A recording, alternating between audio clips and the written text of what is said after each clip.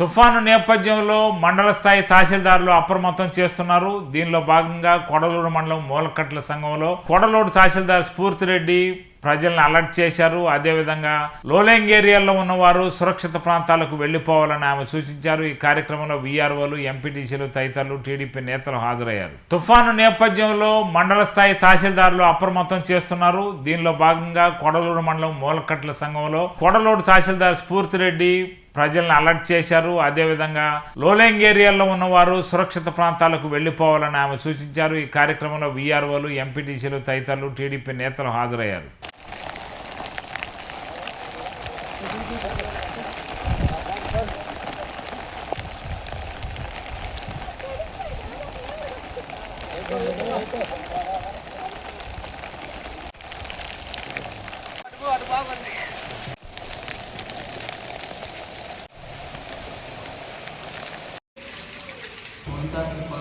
ప్రభావం వల్ల మనకి నిన్న నైట్ నుంచి కాన్స్టెంట్గా వాన పడుతూనే ఉంది. అంటే హెవీగా లేకపోయినా కానీ కంటిన్యూస్గా పడుతుంది కాబట్టి సో మనకి ఎక్కువ రికార్డ్ అవుతుంది అండ్ నీళ్ళు నిల్వ ఉండే ప్రమాదం ఉంది.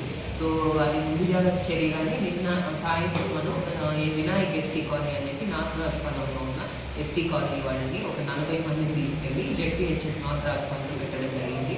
వాళ్ళకి అన్ని పూట్ల వేడి ఆహారం, అన్ని జాగ్రత్తలు కలెక్టర్ గారు పదే స్ట్రెస్ చేసి చేతికి గ్లౌజ్ వేసుకొని ఇవ్వండి, మంచి కట్లరీ ఇవ్వండి, అవన్నీ చెప్పడం జరిగింది. మంచి సేఫ్ డ్రింకింగ్ వాటర్ ఇవ్వండి అని చెప్పి, పిల్లలకి పాలు ఇవ్వమని చెప్పి.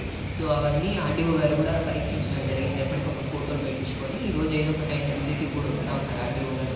సో మనం అన్నీ వాళ్ళకి ప్రొవైడ్ చేయడం జరిగింది. అది కాకుండా 3 షిఫ్ట్లలో 3 స్టాఫ్కి డ్యూటీలు వేసి ఆల్ ద టైం అక్కడ ఎవరో ఒకరు ఉండేలాగా ఇన్ఛార్జ్, వాళ్ళకి ఎలాంటి అవసరం లేకుండా ఇన్ఛార్జ్ ఉండేలాగా. నెక్స్ట్ శానిటేషన్ ఎప్పటికప్పుడు కంటిన్యూగా పర్యవేక్షిస్తున్నారు. ఎప్పటికప్పుడు అక్కడ సిబ్బంది కానీ బ్లీచింగ్ పౌడర్ వేయడం కానీ బాత్రూమ్ కడిగించడం కానీ ఇవన్నీ చేస్తున్నారు.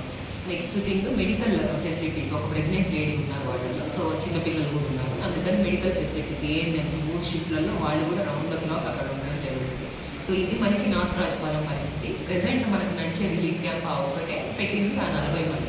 కొన్ని చోట్ల నుంచి ఇప్పుడు ఈ కాన్స్టెంట్ రెయిన్ పడడం వల్ల మన గొడవలు కొన్ని చోట్ల నుంచి, తాటాకుందెల్లో కొన్ని చోట్ల నుంచి కొన్ని కంప్లైంట్స్ వస్తున్నాయి. సో అక్కడ ఎంత మేరకు అవసరం ఉంది వాళ్ళని షిఫ్ట్ చేయడానికి అని చూసుకొని మేము ఖచ్చితంగా ఆ చుట్టుపక్కల ఉన్న రిలీఫ్ సెంటర్స్లో వాళ్ళని షిఫ్ట్ చేయడం జరుగుతుంది. చేసిన తర్వాత వాళ్ళకు కూడా అన్ని రకాల సదుపాయాలు కల్పించడం జరుగుతుంది. సో ఇందులో ప్రజలందరికీ మనం చేసేది ఏంటంటే, మనకి ఈరోజు సాయంత్రం వరకు మాత్రమే ఈ రెయిన్స్ ఉంటాయి. తర్వాత అది తీరం దాటే టైం తర్వాత మనకు అంత ఎఫెక్ట్ ఉండకపోవచ్చు. సో ఈ ఒక్కరోజు అందరు జాగ్రత్తలు పాటిస్తే ఎటువంటి ప్రాణ నష్టం, ఆస్తి నష్టం, ఈ జంతు నష్టం ఏం జరగకుండా మనందరం ఈ తుఫాను బారి నుంచి బయటపడచ్చు. శ్రీమతి ఏమిరెడ్డి ప్రశాంత్ రెడ్డి మేరకు ఆదేశాల మేరకు ఈరోజు మన 2 రోజుల నుంచి మేడం గారు చెప్తూనే ఉన్నారు. 2-3 రోజుల నుంచి మా నాయకులు మరియు ఆఫీసులతో కలిసి పనిచేయాలని చెప్పి ఆదేశాలు ఇస్తున్నారు మా మేడం గారు. అదేవిధంగా ఈరోజు ఎన్టీఆర్ కాలనీలో ఉన్న కొంతమంది నివాసం ఉంటున్న కొంతమంది ప్రజలు మరియు మూలకట్ట సంఘంలో ఉంటున్న కొంతమంది ప్రజలు వాళ్ళకి ఇబ్బందులు తలెత్తున్నాయి. చుట్టూ వాటర్ వచ్చేసిన కారణంగా లోపలికి వాటర్ వెళ్ళిపోయినందువలన ఈరోజు మా ఎంఆర్ఓ గారు మరి ఈఆర్ఓ గారు, మా కొడవలూరు పంచాయతీ నాయకులు అందరూ కలిసి వాళ్ళని పునరావాస కేంద్రం నుంచి తరలించినాము.